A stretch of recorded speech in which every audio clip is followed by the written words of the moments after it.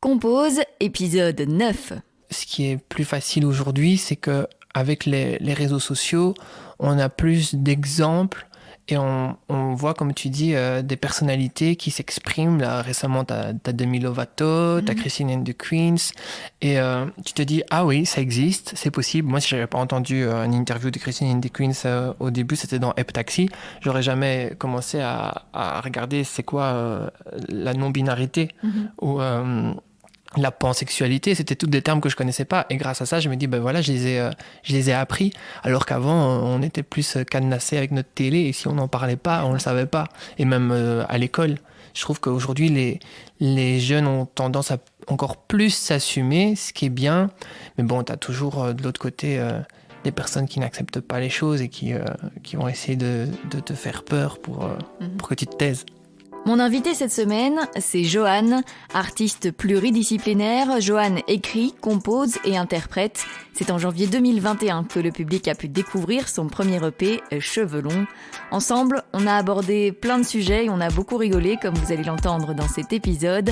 On a parlé de ses premières scènes dans des comédies musicales, de la découverte de sa voix, de son premier groupe de rock, Rising Sparks, de ses influences entre David Bowie et Prince, de son expérience dans The Voice Belgique en 2018, du fait de s'assumer, de la non-binarité, de ses envies, de ses projets pour la suite. Je vous souhaite une très belle écoute. Merci, Johan, d'être avec moi sur Compose. Avec plaisir. Alors, tu es donc musicien, chanteur, auteur, compositeur, interprète. Tu as aussi une expérience de la scène en tant que comédien. On va d'abord parler de cette expérience. Est-ce que tu peux m'expliquer d'où vient ton intérêt comme ça pour le théâtre ? Ah, ça remonte. Faut que je m'en souvienne. Je vais dire d'abord juste... Quand j'étais petit, je pense que ma mère nous faisait faire des petits spectacles pour les invités durant le réveillon de Noël. Et je pense que j'ai aimé être face à un public et les faire rire et les faire... les entertain, j'ai perdu le mot. Les divertir. Les divertir, voilà. C'est celui qui trouve déjà plus ces mots en français, c'est très américain. Ça commence bien. C'est ça. Et alors, après, je me suis dit, pourquoi ma mère a vu à l'académie qu'il y avait des cours de théâtre. Et donc, on s'est dit, pourquoi pas m'inscrire. Donc, je m'y suis inscrit. Et là, j'ai vraiment pris plaisir à apprendre la comédie, à jouer les rôles et jouer les pièces. Et après, en passant une audition pour une troupe de comédie musicale, c'est là que j'ai un peu découvert le chant. Mais à la base, c'est le théâtre. Et tu as suivi des cours de chant ? J'ai suivi des cours de chant en particulier, avec un particulier, pas à l'académie. Mais en fait, j'avais à chaque fois un coach de chant sur tous mes projets. Donc ça facilitait, je ne devais pas payer. Comment tu te sentais quand tu étais sur scène ? Oula,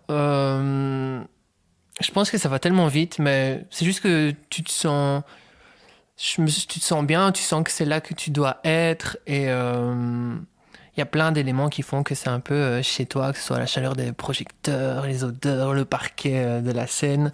Et non, tu réfléchis plus une fois que tu es sur scène.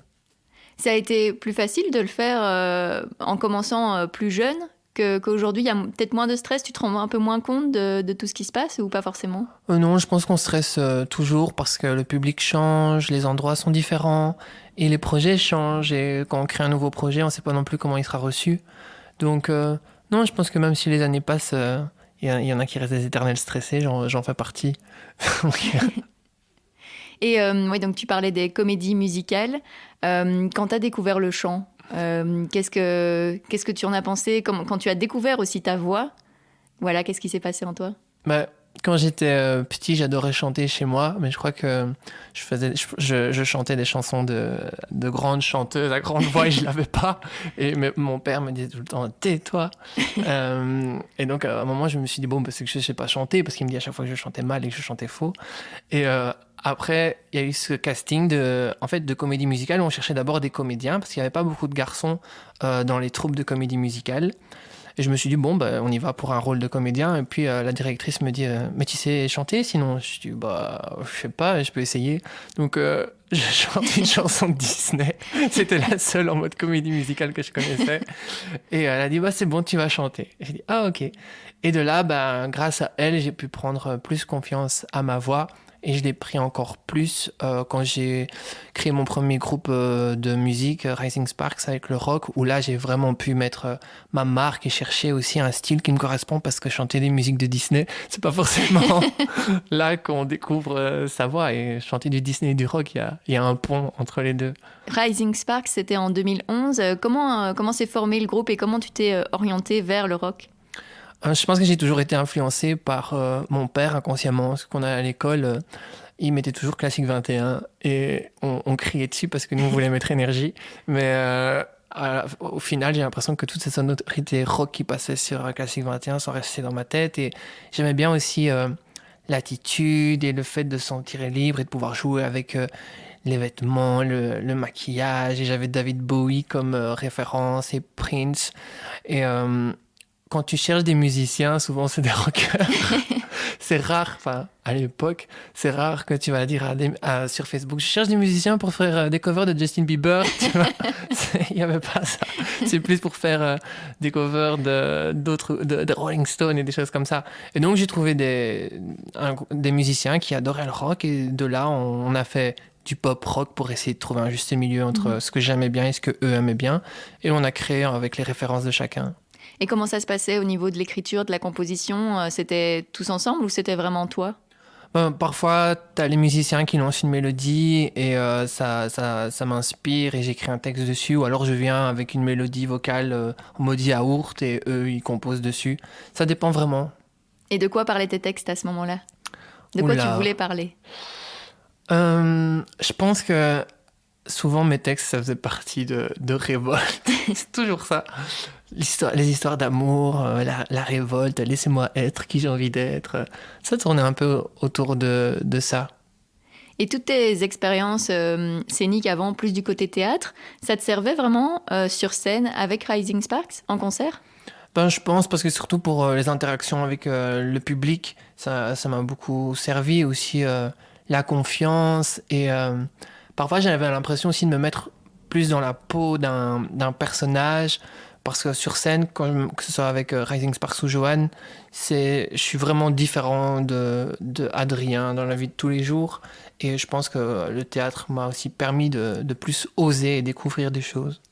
Et ça, tu t'en es rendu compte au fil du temps, ou vraiment ça a mis longtemps avant que tu te sentes toi sur scène? Je pense, et ça se voit aussi dans l'évolution de mon style. Si on regarde les photos au début jusqu'à aujourd'hui, à chaque fois des transitions. Et je pense qu'en tant qu'artiste, on est en continuelle recherche. Je pense qu'on n'est jamais satisfait d'une seule chose, et c'est ça qui est palpitant dans ce métier. C'est qu'on cherche toujours à découvrir et essayer de nouvelles choses, à expérimenter.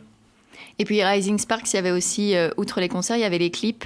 T'as toujours eu un attrait comme ça pour le visuel aussi, pour rendre, que les choses te ressemblent dans les vidéos aussi? Je pense que c'est aussi un aspect du théâtre qui est resté avec la musique, c'est plus le côté mise en scène et raconter des histoires. Et quand je mets en scène un clip, c'est comme si je mettais en scène une pièce. Et c'est un peu la même chose, et on essaie vraiment de trouver ce qui pourrait le plus parler à la chanson et la mettre le plus en avant. Et j'espère que j'arrive à bien faire ça, parce que c'est assez important pour moi. Parce que parfois, c'est comme aujourd'hui, on n'est peut-être parfois pas assez... on n'est pas intéressé par une chanson, et puis quand on découvre le visuel, on se dit « Ah, ça j'aime bien ». En 2018, tu as fait The Voice Belgique. Déjà, pourquoi tu as décidé de participer à cette émission? Parce qu'à l'époque, j'étais sans rien. En fait, c'est la fin de Rising Sparks. Après 6 ans de loyaux services, on avait décidé de mettre un terme au groupe. Et comment on appelle ça, un chasseur de tête dans la musique, je sais pas comment, un recruteur m'a trouvé sur Facebook et m'a téléphoné et m'a dit « Ouais, voilà, on est intéressé par ton profil, on aimerait bien que tu passes les castings pour The Voice ».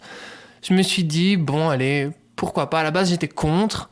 Mais après, je me suis mis comme challenge en me disant si je le fais pas, peut-être que je le regretterai, je sais pas. J'étais pas très pour les concours de chant parce que j'avais pas non plus une grande confiance à ma voix, et The Voice, c'est la voix. Et je me suis dit, bon, allez, tant pis, on va le faire sans stress, on va s'amuser. Et je me suis lancé. Mais il y avait une fierté qu'on vienne te chercher? Ben, je pense que si on n'était pas venu me chercher, je ne me serais pas forcément inscrit. Donc il n'y a pas vraiment de fierté. C'est plus dans le sens, peut-être que j'aurais pas participé. Et comment tu l'as vécu une fois que ça a démarré? Honnêtement, j'ai vraiment pris mon pied parce que je pensais pas que ce serait comme ça, qu'on aurait autant de liberté à choisir ses morceaux, à s'impliquer dans la mise en scène, à faire aussi de super belles rencontres. Donc pour moi, j'en tire que du positif. Après, je recommande quand même aux gens qui veulent y participer, parce que je sais que les castings sont en cours là, d'avoir quand même une bonne estime de soi et d'avoir un minimum de confiance en soi, parce que les critiques sont plus difficiles parce qu'on a plus de visibilité avec ce genre d'émission. C'est dur de se montrer comme ça à la télé? Parce que c'est quelque chose que tu n'avais jamais fait avant. C'est différent? C'est difficile quand tu vois qu'on essaye vraiment de scruter les moindres détails sur toi et que tu dois vraiment te présenter. Et au fil des lives, en fait, il y a des reportages sur toi. Ils essayent quand même de creuser pour avoir le moment télé. Et il faut aussi savoir que c'est de la télé et qu'il y a du montage et que dans les textes, ils retiennent aussi parfois ce qu'ils veulent entendre. Et ça, c'est parfois frustrant et difficile, mais je pense que ça m'a aussi permis d'assumer plus Johan, si je ne l'avais pas fait. C'était un conseil aussi de Mathieu de Puggy, de me dire il faut vraiment que tu sois toi et que tu t'ouvres et que tu sois un livre ouvert pour le public. Mais c'est pas facile, surtout quand on a peut-être une personnalité un peu plus complexe, avec un passé un peu plus complexe, de se dire allez, c'est comme si tu devais parler à tes psychologues, sauf que là tu parles au public. Ouais. Et justement, tu as l'impression que ça t'a aidé à te révéler? Je pense que ça m'a aidé à assumer, à révéler la personnalité de Johan. Et ça m'a permis à encore plus m'assumer et à être vrai, sans trop réfléchir. Parce que parfois, on cherche à plaire et peut-être parfois ça sonne faux. Et là, je me suis dit non, je vais juste dire ce qu'il y a et essayer de sonner un maximum vrai. Et voilà. Johan, c'est ton nom de scène aujourd'hui. À ce moment-là, il était déjà là? Il était déjà en toi? Il était déjà là parce que j'avais déjà commencé à composer directement après, vers la fin de Rising Sparks, et j'avais déjà ce projet en tête. J'avais sorti une chanson avec un ami producteur avec qui je compose toujours aujourd'hui. Et c'est juste que j'avais demandé si je pouvais me présenter en tant que Johan ou Adrien. Ils m'ont dit non, il faut garder ton vrai prénom. Donc je l'ai gardé. C'était pas comme à The Voice France où on peut changer. Ouais. Mais voilà. Et pourquoi Johan? Comment tu as choisi ce prénom-là? En fait, Johan, c'est issu d'une crise identitaire où je me sentais pas bien dans mon corps et j'avais besoin d'une autre identité plus non-binaire que Adrien. Et ma cousine s'appelait Johan, mon voisin s'appelait Johan, et je me suis dit, alors je vais choisir un prénom épicène pour essayer de mettre aucune barrière et aucun code sur qui j'ai envie d'être et ce que j'ai envie de faire. Par le passé, il y a eu pas mal d'artistes déjà qui voulaient être non-binaires comme ça. Aujourd'hui, il y en a encore. Tu as l'impression que c'est plus simple aujourd'hui, au fil des années, de s'assumer en tant que personne telle que tu es, en fait, ou pas forcément? Ou ça reste compliqué?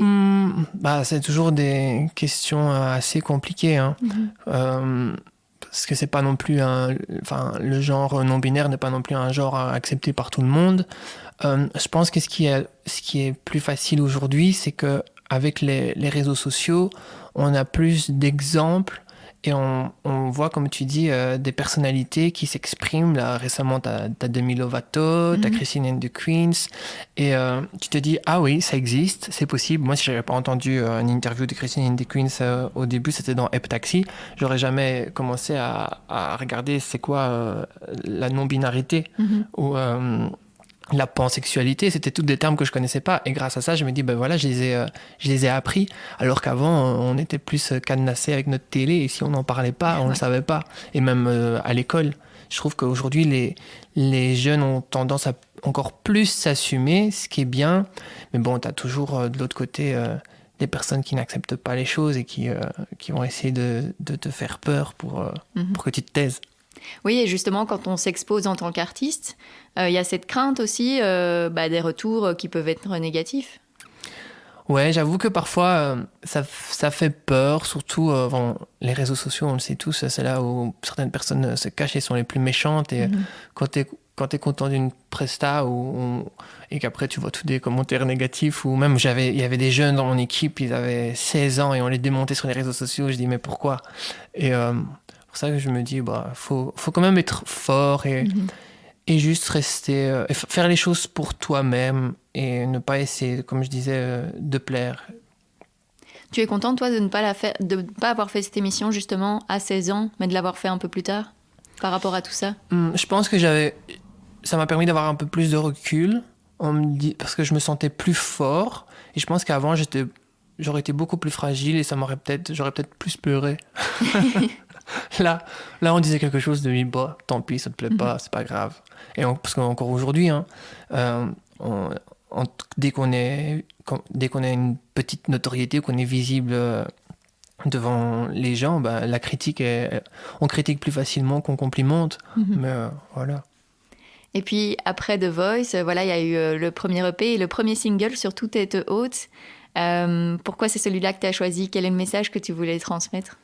Ben justement, c'était pour moi un peu le titre autobiographique qui racontait mon parcours du jeune qui ose pas, qui se renferme dans sa petite coquille, dans sa petite ville de Charleroi où il n'y a pas beaucoup de possibilités et qui après rencontre des gens, teste et s'assume de plus en plus et puis à la fin il est épanoui parce qu'il prend confiance en lui-même et qu'il garde la tête haute face à toutes les critiques. Johan, tu le disais dans une interview, c'est celui qui ose. C'est vraiment ça? C'est ce que représente ton nom de scène? C'est ce que représente ton personnage? C'est ça? Ouais, c'est vraiment comme une force, c'est mon alter ego. Où quand j'ai besoin d'assumer plus et et de me sentir grand, j'endosse le pseudonyme de Johan. Il y a aussi différents cheveux longs sur ton EP. C'est tout des messages forts en fait que tu veux transmettre à chaque fois et que tu veux aussi dire que toi tu t'assumes, mais tu veux dire aux autres de s'assumer aussi. Exactement. Et puis je me suis dit, si j'ai la chance d'avoir des chansons qui tournent et qui sont écoutées, autant que ce soit peut-être des messages qui peuvent aider ou résonner aux oreilles de ceux qui ont un peu plus d'insécurité. Et c'était aussi toutes des périodes que j'ai traversées avant de vraiment m'assumer et j'avais besoin de les mettre sur papier. Après, la difficulté, c'est quand on est bien, on a moins de choses à raconter. Et du coup, aujourd'hui, tu es toujours en train d'écrire? Comment ça se passe? J'écris. Donc là, on a juste sorti une chanson qu'on avait de l'EP. Et là, on compose pour l'année prochaine. Ça reste secret, mais je pense que je vais écrire des choses un peu plus positives. Pourquoi cette envie d'écrire des choses plus positives? Après la période qu'on a traversée, on a envie quand même un peu de danser, de bouger. Et puis, moi, j'aime bien aussi bouger. Et sur scène, je me vois pas juste chanter des ballades. Ouais.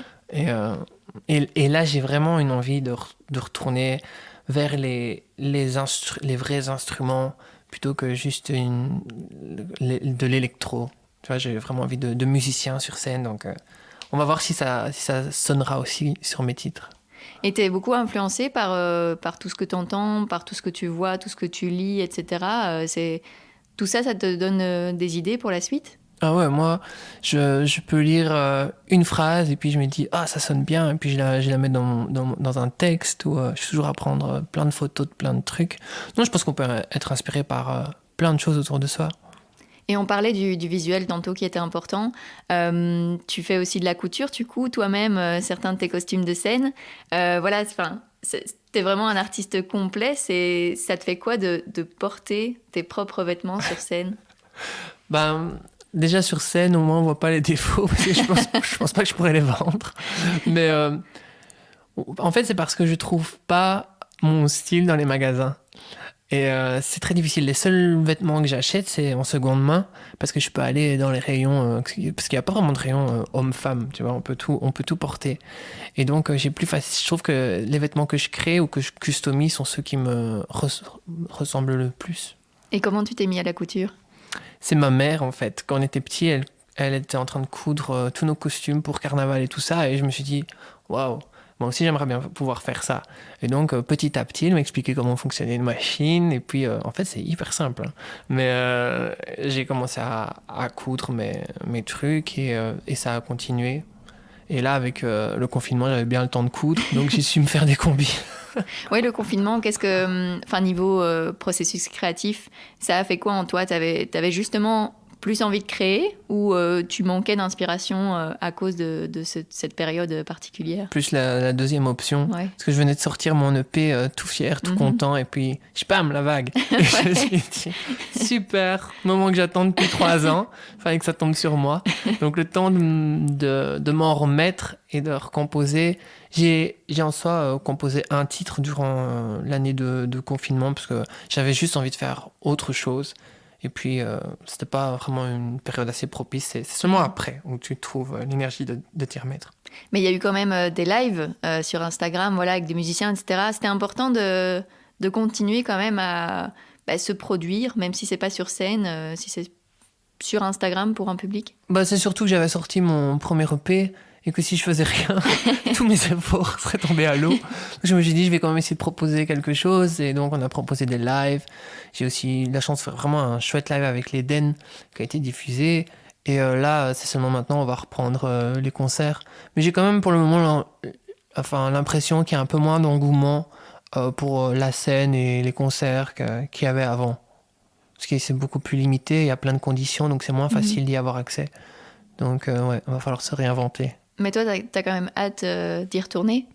Ouais, j'ai hâte. Mais voilà, j'espère qu'il y aura les événements qui vont suivre, parce qu'il n'y en a pas tellement. Ouais. Sur ton site, tu dis quand vous êtes né dans un monde qui ne vous correspond pas, c'est qu'il est temps d'en créer un autre. T'as l'impression vraiment d'avoir réussi à créer le tien? C'est ce que j'ai tenté de faire avec Johan et avec l'univers et même les visuels. Après, ouais, comme j'ai dit, parfois c'est bien de se créer un personnage si on a envie d'être mieux dans sa peau et d'effacer un peu des choses qu'on n'a pas envie de traîner.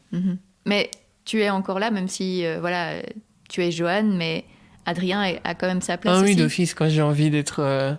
parce que quand j'ai envie d'être plutôt calme, introverti, Adrien reprend le relais et reste chez lui. Il voit personne. Comment tu vois un peu l'évolution de ton projet? Là, en fait, j'ai envie juste de faire les choses pour le plaisir et je suis plus à la recherche de collaboration. J'ai envie d'être... Enfin, les gens m'inspirent, les autres artistes m'inspirent et je trouve que j'ai pas assez collaboré.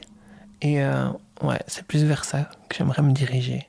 Et ouais, les collaborations, c'est pour avoir d'autres influences, pour avoir connaître d'autres choses, en fait. Ouais, c'est ça, pour s'essayer à d'autres styles. Par exemple, pardon.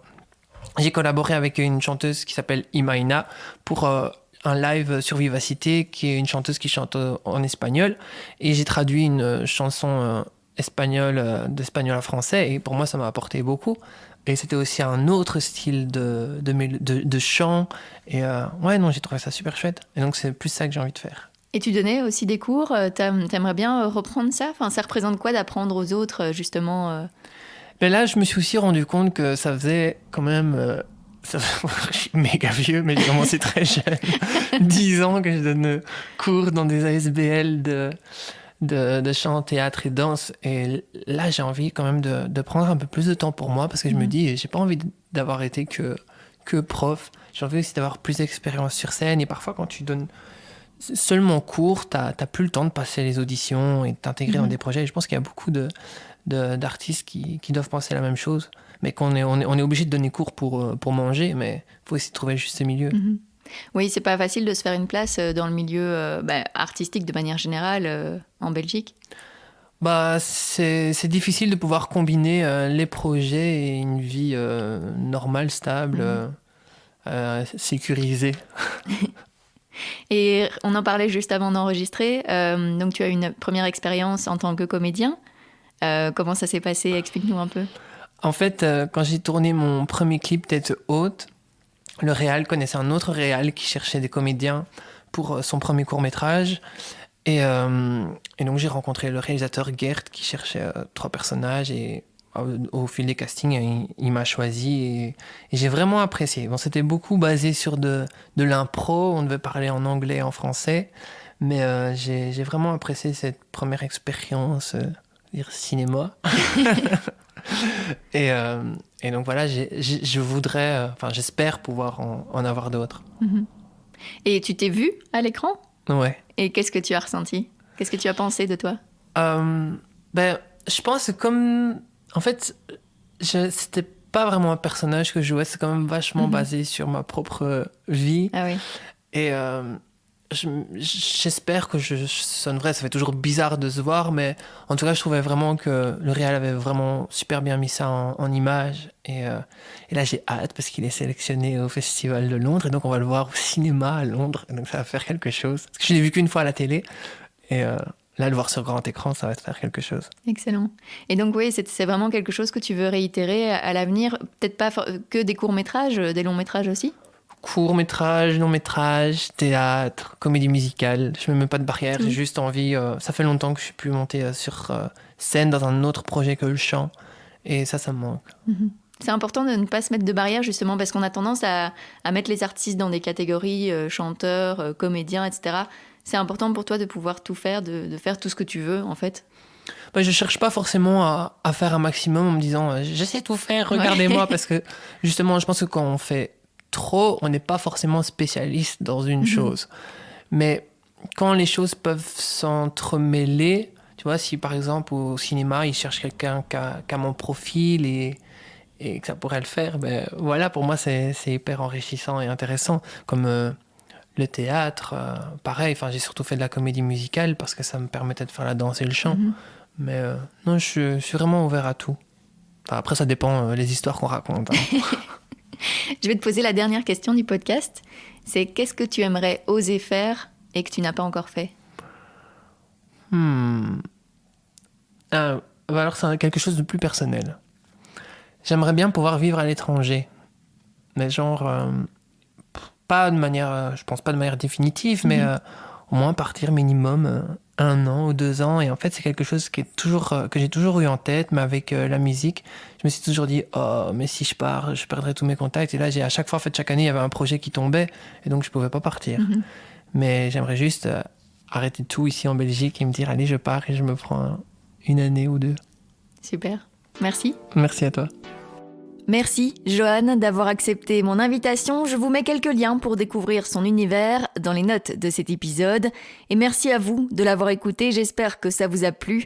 Si c'est le cas, abonnez-vous à Compose sur Instagram, Facebook ou Twitter, mais aussi sur la plateforme de streaming que vous êtes en train d'utiliser. Et puis, si vous voulez soutenir financièrement le podcast, vous pouvez le faire via la plateforme Patreon. Enfin, parlez de Compose autour de vous. Je vous dis à bientôt pour un tout nouvel épisode.